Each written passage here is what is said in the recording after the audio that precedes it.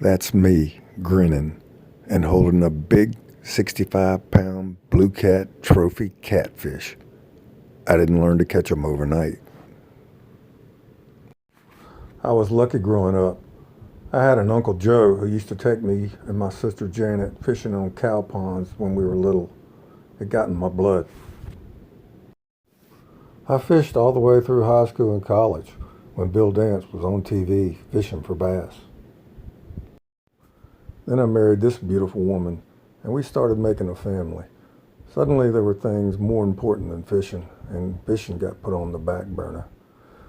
But the kids grew up and they moved out, and suddenly we had an empty nest. What in the world are we going to do now? Oh yeah, I used to like fishing, didn't I? So on the weekends now we had something to do. We'd load up the boat, pack the truck, and my wife and my best friend Leroy would head out to a place called Chotard Landing and Resort. It's located on Lake Chotard. We'd fish for brim and crappie most, but then I met this fellow by the name of Ratliff. That's all you need to call him, Ratliff. He's a real riverman. He taught me how to frog gig, and he taught me how to run trot lines, but more importantly, he introduced me to the Mississippi River. Under Ratliff's guidance, we'd started taking some really nice catfish on trot lines. I'd never seen catfish this large before, and it wasn't long before I started thinking, man, wouldn't it be cool to catch these on rod and reel? That's when I started watching Steve Douglas and Catfish Dave on YouTube.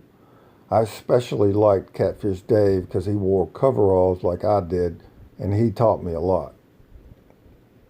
I guess I owe some gratitude to the riverman for introducing me to the Mississippi River and all the beauty it has to offer. I'm really drawn to it. But when it came to catching monster catfish, I leaned more on Steve Douglas and more importantly, Catfish Dave. They taught me how to tie a rig, what kind of rod I needed, what kind of reel I needed, what weight line to use, and more importantly, where I might be able to find some of those monster catfish. So the hunt was on, and every weekend we headed out to the Mississippi River in pursuit of monster catfish by rod and reel. We didn't know what we were doing. We didn't have a lot of confidence.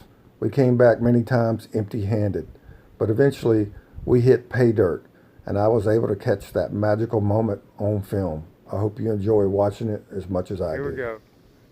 Here's Big Pam. She got a double. We had a double. We just caught that one on that. And now she's pulling in a big jammer. Look at Pam. Oh my God. Oh my God. Look at that big yellow flathead. Pam is going to bring it in. Don't rush it. Don't rush it. Oh my God. That's bigger than Barry's. Oh my God. Look at that. It's a monster. Did you hear the excitement in our voices? Man, we were pumped. I mean, look at my face. Look at my wife's face. That's the biggest fish she ever caught. Look at my brother-in-law's face. Man, if that's not the face of a guy who just caught a monster, I don't know what is. Well, saying my wife was pumped might have been an overstatement, but I sure was. I was so pumped, I started my own Facebook group. I called it Mississippi River Trash Fishing. That was because catfish used to be regarded as a trash fish, but a lot of people didn't get it, so I changed the name. There was this fella by the name of Hugh Thompson who was fishing, seemed like all over the country. He made a post to my Facebook group one day, and he said, "There's no substitute for time on the water," and that stuck with me. And that's just what I did. I started spending more time on the water, exploring new water, and finding new friends to go fishing with. When you're out on the big river, you need a solid fishing partner, and there's no one better than my best bud, Jason Westbrook. Big flathead. Hey, showtime, flathead. That's what I'm talking about, Daddy. Show it to us, baby.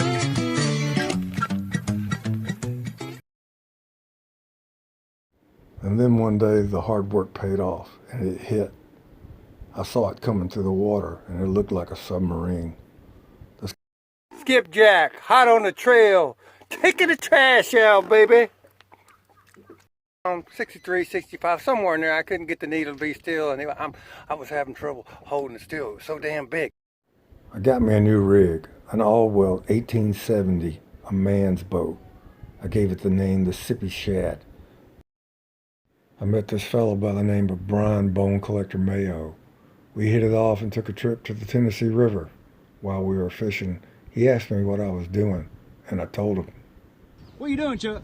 I'm taking the trash out, baby. I'd like to thank all of my catfishing brothers and sisters who've taken the time to go fishing with me over the last 4 years and helped me become a trophy catter. And I mean that. I feel like we have a special kinship. Also, I have a special announcement to make.